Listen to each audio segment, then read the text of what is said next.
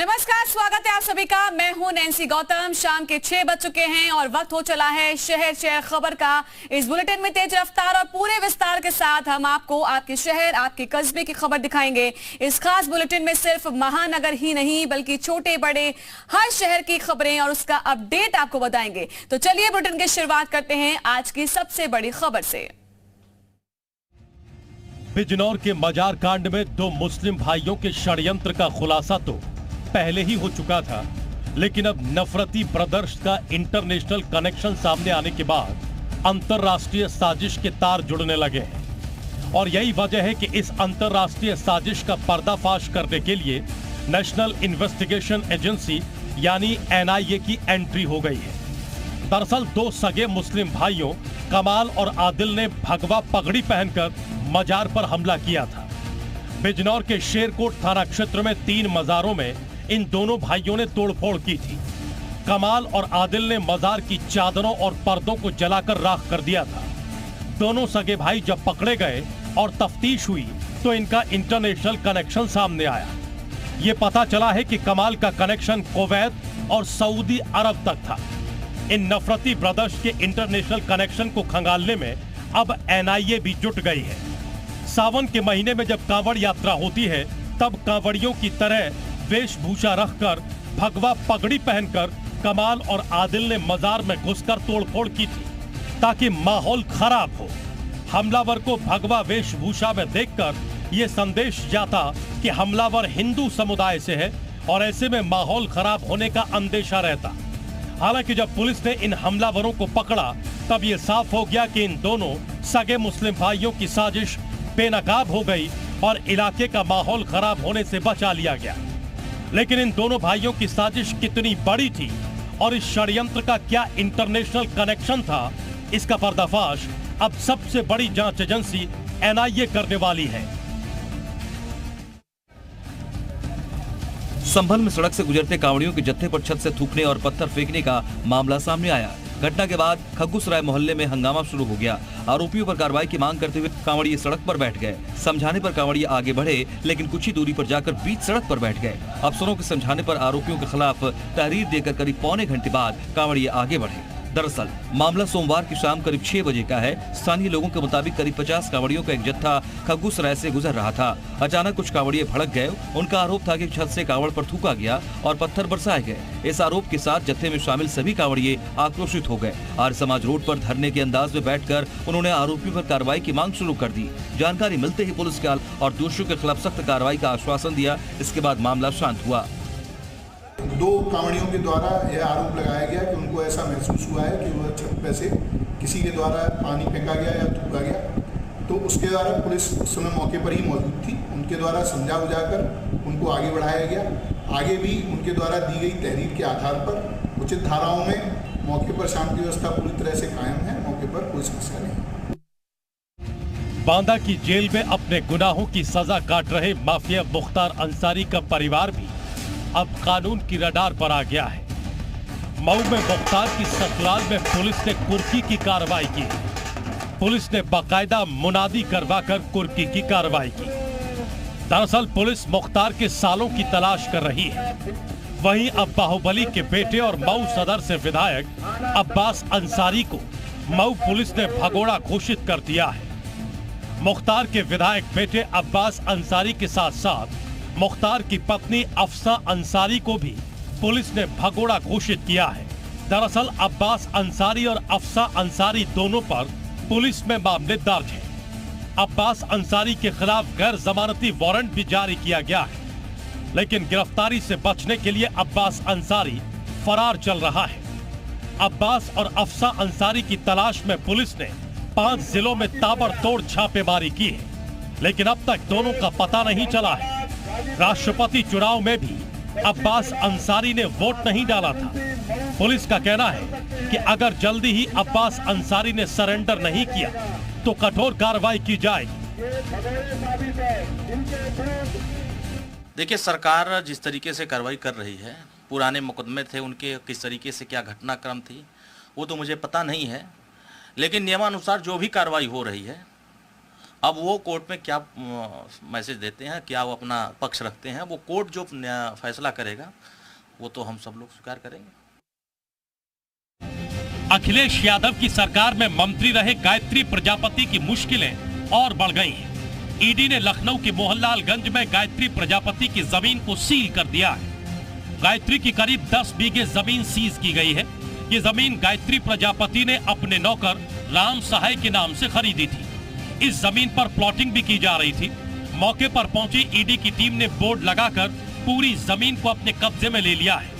आज जब्त की गई जमीन की कीमत लगभग 3 करोड़ के आसपास बताई जा रही है। इस वक्त हम लोग मौजूद हैं, ये वही जमीन है और ये पूरा क्षेत्र बताया जा रहा है कि गायत्री प्रजापति ने अपने नौकर के नाम ये करीब ये जमीन कर रखी थी और सूत्रों के हवाले से जो जानकारी है 10 बीघा जमीन गाटा संख्या 391 और वह 641 गायत्री प्रजापति ने अपने नौकर राम सहाय के नाम पर ले रखी थी। आपको बता दें कि ईडी अब तक गायत्री की 90 करोड़ से ज्यादा की संपत्ति को जब्त कर चुकी है। ये संपत्तियां मुंबई, अमेठी, सुल्तानपुर, लखनऊ और कानपुर में थी। सपा एमएलसी स्वामी प्रसाद मौर्य से एसटीएफ ने पूछताछ की है। ठगी के मामले में पूर्व मंत्री से सवाल जवाब किए गए। दरअसल कुछ दिन पहले ही स्वामी प्रसाद मौर्य के निजी सचिव अरमान खान की गिरफ्तारी हुई थी। उसकी निशानदेही पर अरमान खान के 4 साथियों को भी एसटीएफ ने अपने शिकंजे में लिया था। अरमान पर नौकरी के नाम पर करोड़ों की ठगी का आरोप है। इस मामले की जांच की आंच अब स्वामी प्रसाद मौर्य तक पहुंच गई है। हालांकि उन्होंने साफ कहा है कि अरमान खान कभी भी उनका पीआरओ नहीं रहा। सचिवालय में ऐसे प्रकरण एक नहीं बहुत तेरे आते रहते हैं। पिछली सरकार में मुख्यमंत्री कार्यालय के एक ओएसडी ने भी इसी प्रकार की नियुक्ति की थी। प्रतिवर्ष सचिवालय के कुछ कर्मियों की साठगांठ से इस प्रकार की अनियमितताएं प्रकाश में आई हैं। तो इस प्रकार के प्रकरण कोई भी हो वो जांच का विषय है और जो जांच में सही पाया जाए उसके अनुसार कार्रवाई होनी चाहिए। आपको बता दें कि स्वामी प्रसाद मौर्य बीएसपी और बीजेपी की सरकार में मंत्री रह चुके हैं। यूपी विधानसभा चुनाव से ठीक पहले वो सपा में शामिल हो गए थे और फाजिल नगर सीट से विधानसभा का चुनाव हार गए थे। बाद में समाजवादी पार्टी ने उन्हें एमएलसी बनवाया। सपा में अखिलेश यादव और शिवपाल यादव के बीच तकरार लगातार बढ़ती जा रही है। सपा से आजादी की चिट्ठी मिलने के बाद शिवपाल यादव ने एक बार फिर सपा मुखिया को निशाने पर लिया है। उन्होंने कहा कि संविधान में सब लोग स्वतंत्र हैं। मैं पहले भी स्वतंत्र था और आज भी स्वतंत्र हूं। अखिलेश ने मुझे निकाला नहीं, स्वतंत्र किया है। शिवपाल यादव ने पत्र का जिक्र करते हुए कहा कि ये तो उन्होंने अपरिपक्वता का राजनीतिक प्रमाण दिया है। अगर अखिलेश परिपक्व होते तो हमें सीधे पार्टी से अलग कर देते, मुक्ति दिला देते, मुझे कोई तकलीफ नहीं होती। शिवपाल यादव ने कहा कि जब विधानमंडल दल की बैठक में नहीं बुलाएंगे, कोई राय नहीं लेंगे, कोई सुझाव नहीं लेंगे, तो इससे अच्छा है कि हमें वहां से निकाल ही दें।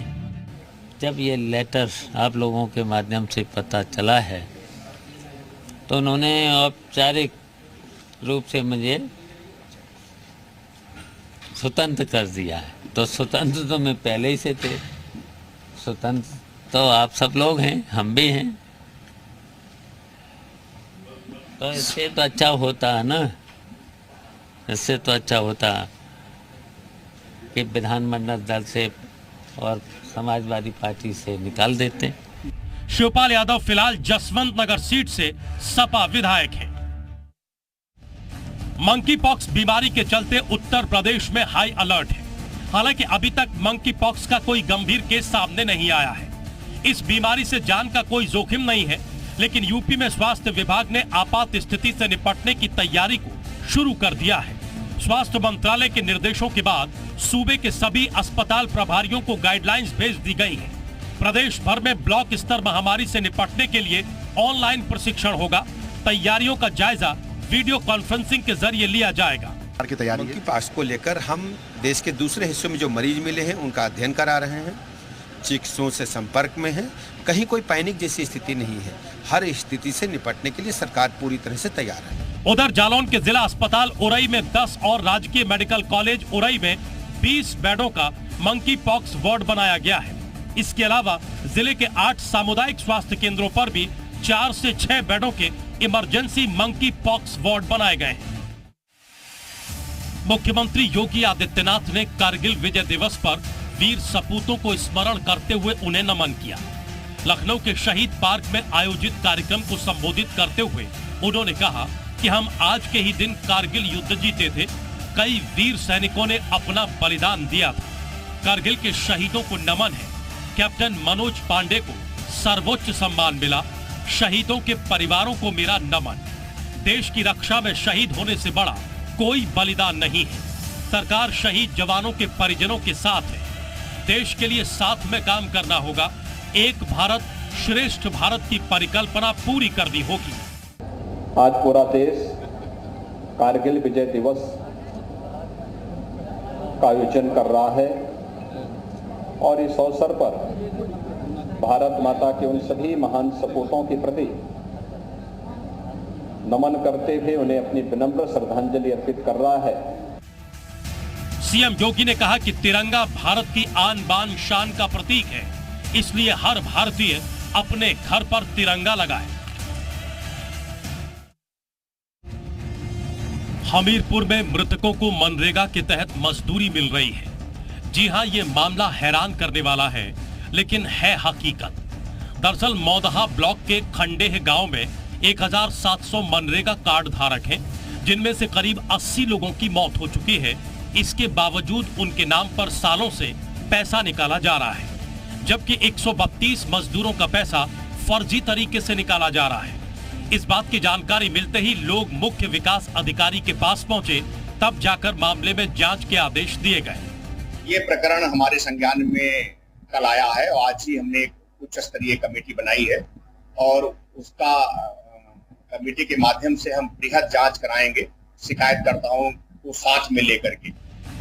शिकायतकर्ता के मुताबिक करीब 2 करोड़ 20 लाख रुपए की बंदर बांट की गई, लेकिन सवाल है कि आखिर वो कौन लोग हैं जो मनरेगा में विकास दिखाकर मजदूरों के नाम पर पैसों को डकार रहे हैं।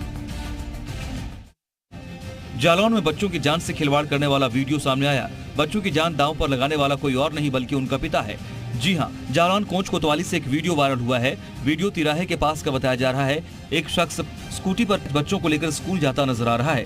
पूछने पर शख्स ने कहा कि स्कूल की गाड़ी वाले एक बच्चे के 600 रुपए लेते हैं, इतना पैसा नहीं दे सकते, इसलिए स्कूटी से खुद ही छोड़ आता हूँ। ये वीडियो तब सामने आया है जब जालौन में यातायात को लेकर जागरूकता अभियान चलाया जा रहा है। सोनभद्र में 2 दिन पहले हुए खदान हादसे का वीडियो सामने आया है। वीडियो में पोकलैन मशीन 100 फीट की ऊंचाई से गिरती नजर आ रही है।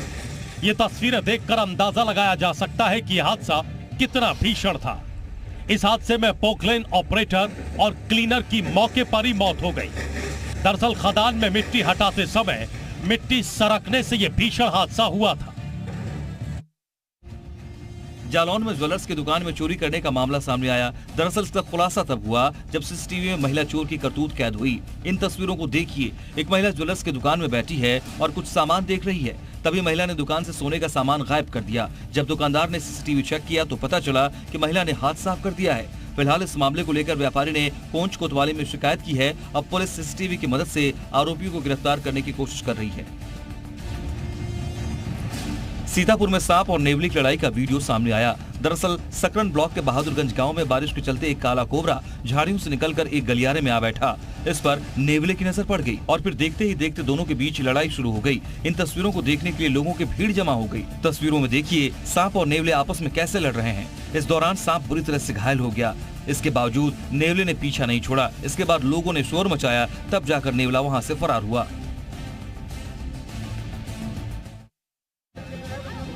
संभल में मुर्गी और बकरा चोरी के आरोप में एक युवक की लोगों ने पिटाई कर दी। इसका वीडियो सोशल मीडिया पर वायरल है।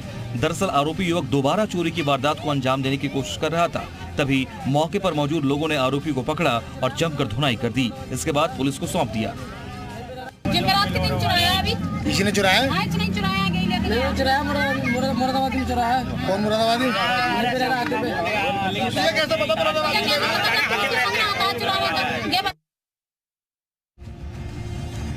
फतेहपुर में दबंगों ने एक शख्स को पीट कर मौत के घाट उतार दिया, जबकि उसके 3 बेटों को गंभीर रूप से घायल कर दिया। ये मामला सदर कोतवाली क्षेत्र के नारायणपुरवा गांव का है, जहां के रहने वाले छोटे लाल अपने 3 बच्चों के साथ खेत पर सिंचाई का काम कर रहे थे। तभी गांव के ही दबंग शख्स ने अपनी कार सिंचाई कर रहे पाइप पर चढ़ा दी। जब छोटे लाल ने इसका विरोध किया तो आरोपी ने उन पर हमला बोल दिया। पुलिस ने मुकदमा दर्ज कर 2 आरोपियों को गिरफ्तार कर लिया है। ललितपुर में भारी बारिश के चलते बेतवा नदी पर बने बांधों का जलस्तर लगातार बढ़ रहा है। इसकी वजह से देर रात राजघाट बांध के 14 गेट को खोला गया और 1,63,000 क्यूसेक पानी निकाला जा रहा है। इस पानी को छोड़ने के साथ निचले इलाकों में बाढ़ को लेकर अलर्ट जारी किया गया, क्योंकि राजघाट बांध से पानी छोड़े जाने के चलते माता टीला बांध का जलस्तर बढ़ गया है। इस पर अधिकारियों की नजर बनी हुई है। आगरा में आवारा आतंक के कहर के कई मामले सामने आ चुके हैं, लेकिन इसके बावजूद भी नगर निगम कोई ठोस कदम नहीं उठा रहा है। दरअसल आगरा में आवारा कुत्तों का आतंक कुछ इस कदर है कि अस्पताल के अंदर अब मरीज भी महफूज नहीं है। आवारा कुत्ते एसएन मेडिकल कॉलेज के टीबी वार्ड में मरीजों के बेड के पास पहरा देते नजर आते हैं। ऐसे में मरीजों को डर सता रहा है कि कहीं ये किसी को अपना शिकार न बना लें, क्योंकि एक मासूम दिव्यांग बच्ची इन आवारा कुत्तों का पहले ही शिकार बन चुकी है। सवाल ये है कि आखिर इतनी अनदेखी क्यों, कहीं लापरवाही भारी न पड़ जाए।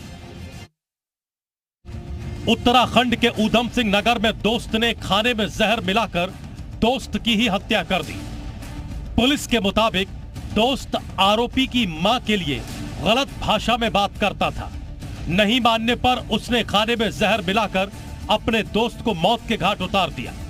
मौके पर पहुंची पुलिस ने आरोपी को गिरफ्तार कर लिया है। पुलिस की पूछताछ में आरोपी ने अपना जुर्म कबूल कर लिया है। खाने में, पतीले में और इवन विजरा में पॉइजन आया है।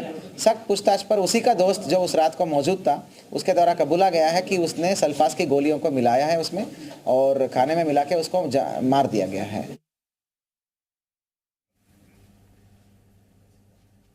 खबरें लगातार जारी हैं, वक्त ब्रेक का है।